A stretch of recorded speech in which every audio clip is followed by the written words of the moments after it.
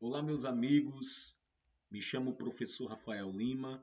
Estou aqui para abordar com vocês a lição de número 6, uma síntese, uma breve síntese para auxiliar a você que é aluno da EBD, a você que também leciona na Escola Bíblica Dominical. A lição de número 6, o filho é igual com o pai, seria destinado à quinta-feira, porém houve alguns imprevistos e estou lançando esse vídeo hoje, dia 7 de fevereiro, tá bom? Primeiro trimestre em defesa da fé cristã. Então nós temos aí em nossa lição destinada a 9 de fevereiro, o filho é igual com o pai. Tem como texto áureo Hebreus capítulo 1, versículo 8, e a verdade prática diz: o termo teológico Filho de Deus é título, sendo assim, a existência de Jesus é desde a eternidade junto com o Pai. Nós temos uma leitura bíblica em classe mais uma vez do Evangelho joanino, em João, capítulo 10, versículo 30 a 38. E introduzindo essa lição, eu deixo aqui os objetivos principais da lição, tá? Que é demonstrar a doutrina bíblica da relação entre Deus Pai e o Filho unigênito. 2. Refutar biblicamente a heresia do subordinacionismo. 3. Exemplificar como o subordinacionismo está presente na atualidade. Novamente, precisamos lidar com o Evangelho de João, considerado um escrito como um escrito de uma alta cristologia, como eu falei em outros vídeos. Quais são as perguntas cruciais que eu fiz? A primeira é: como é a ideia de filho no contexto antigo? A segunda: qual o significado teológico de filho? Terceira: quem foi Orígenes e quais os principais pontos de sua teologia? E o quarto: o que é o subordinacionismo? Como ele se apresenta hoje?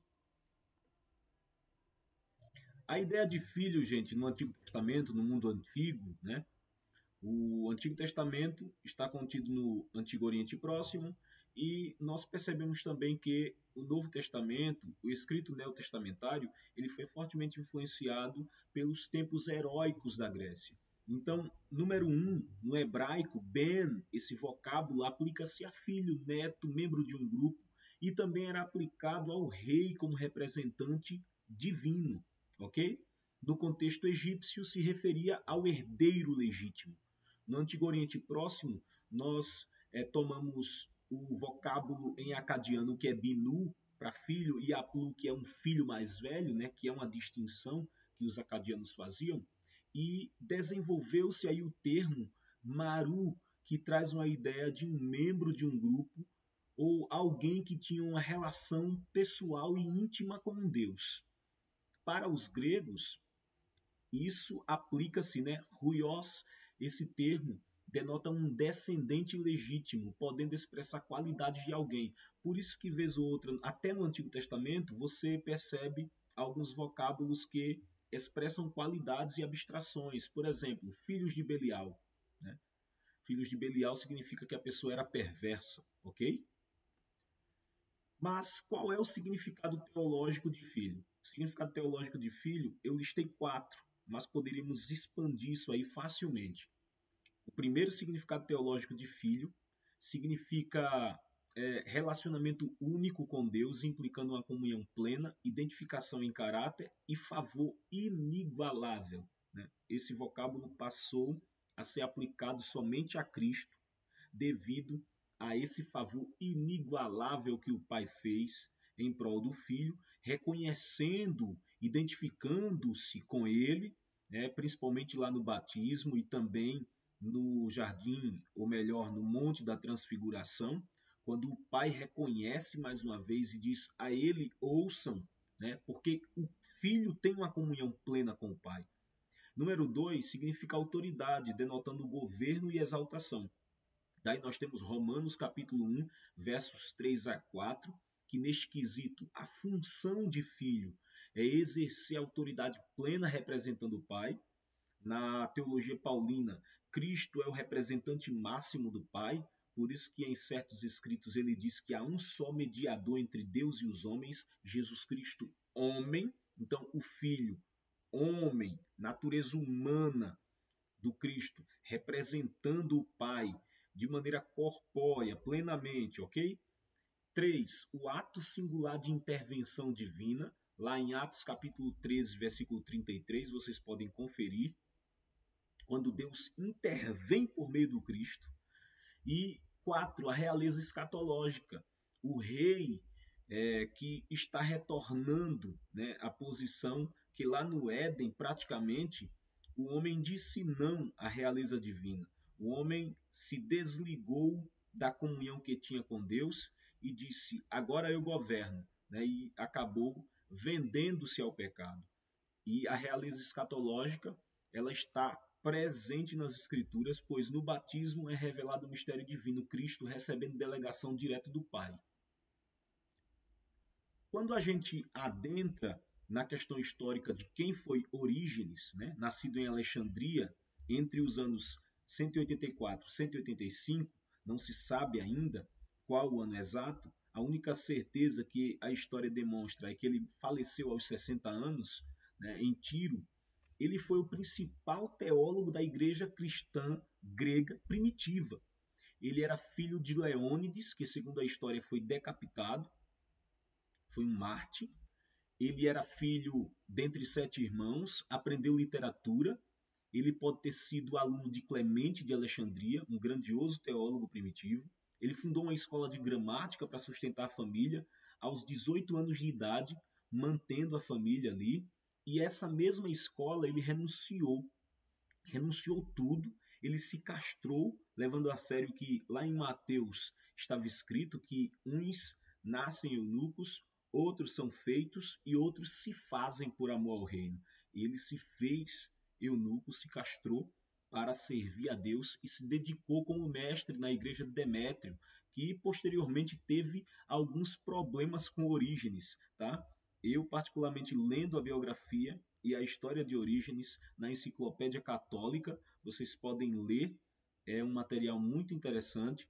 Demétrio praticamente teve um certo ciúme ali da consagração de Orígenes a bispo, se opôs e convocou concílios até para revogar, né, a consagração de Orígenes. É um absurdo também isso. A teologia de Orígenes, né? Orígenes ele combatia o modalismo, o adocionismo. Para ele, o Pai é a fonte compartilhando sua natureza com o Filho e com o Espírito, sem diminuição de ambos, porque para Orígenes, o Pai, o Filho e o Espírito Santo, eles têm apenas uma hierarquia funcional, ok? É uma teologia trinitária econômica que nós chamamos, pois ele combatia o valentinianismo. O que é que seria isso, professor Rafael? O valentinianismo, né, de Valentim, pregava que a divindade se dividiu, as substâncias foram divididas. E isso aí é absurdo, porque o monas não pode ser dividido, é indivisível a natureza divina. O Orígenes ele defendeu a encarnação e a união hipostática de Cristo, se opondo ao gnosticismo e ao nestorianismo. E por fim, após sua morte, opositores espalharam ideias acerca de Orígenes, alegando que ele era subordinacionista. É o que o comentarista, o pastor Ezequias Soares, descreve na lição. Então, tomemos cuidado para não confundir a teologia de Orígenes com alguns origenistas, ou um origenismo, né, que posteriormente foi utilizado pelos arianos até. O que é o subordinacionismo condenado pela lição? Vamos primeiro em partes, né? O que é subordinacionismo? É uma visão teológica que sustenta que o Filho e o Espírito Santo são inferiores ao Pai em essência, ok? Esse é o subordinacionismo que nós conhecemos como ontológico. É esse subordinacionismo que a lição está refutando e condenando, que Ário afirmava que o Filho e o Espírito Santo eles eram menores em essência do que o Pai. Já existe uma outra vertente que é o subordinacionismo funcional, que o Filho e o Espírito Santo são subordinados em função, mas não em essência. Portanto, a condenação de Nicéia foi apenas do subordinacionismo ontológico. Nós temos no subordinacionismo atual, como essa visão teológica manifesta-se hoje, No islamismo, por exemplo, eles consideram o Cristo como apenas um profeta inferior até Maomé. E no movimento das Testemunhas de Jeová, nós temos a afirmação de que eles acreditam em vários deuses, que Jeová é o Todo-Poderoso, Jesus é um Deus poderoso, seguido de outros deuses menores. Quando a gente vai historicamente e teologicamente averiguar as questões do subordinacionismo, os capadócios, por exemplo, Tomás de Aquino, João Calvino, Wayne Grudem, que é um teólogo ainda vivo, ok? Eles vão afirmar, melhor dizendo, que há uma certa ordem econômica na Trindade, né? O Pai é fonte, compartilha a natureza e a essência com o Filho e com o Espírito Santo. Há uma hierarquia ali em ordem econômica. E há os que são contrários ao âmbito econômico e hierárquico funcional, como, por exemplo, o grande Karl Barth. Karl Barth, o teólogo suíço, ele alegava que essa subordinação ocorreu apenas na história da salvação, que é a trindade econômica, mas que no ser eterno não existem hierarquias. É a trindade imanente que a gente já falou na lição passada. E concluindo, o termo filho em relação a Jesus tem sido assunto de debate teológico desde os pais da igreja. A gente sabe que a interpretação bíblica que se faz é Jesus é filho unigênito não porque foi gerado, mas sim porque é da mesma substância do Pai. Precisamos distinguir aí os hereges subordinacionistas dos apologetas, né, que eram pioneiros na elaboração do dogma trinitário. Então, Orígenes, Tertuliano, Atanásio, outros e outros que na sua época não tinham conceitos refinados pós-Nicéia, nós não podemos condená-los simplesmente por tentar ajustar ali dogmaticamente, elaborar até com conceitos tomados da filosofia uma visão trinitária. Então, é incoerente da nossa parte e até anacronismo, beleza? Então eu espero que vocês tenham gostado. Se você gostou, curte, compartilha. Esse vídeo estará disponível gratuitamente e espero ter ajudado você com essa lição de número 6. Um forte abraço, fiquem na paz do Senhor.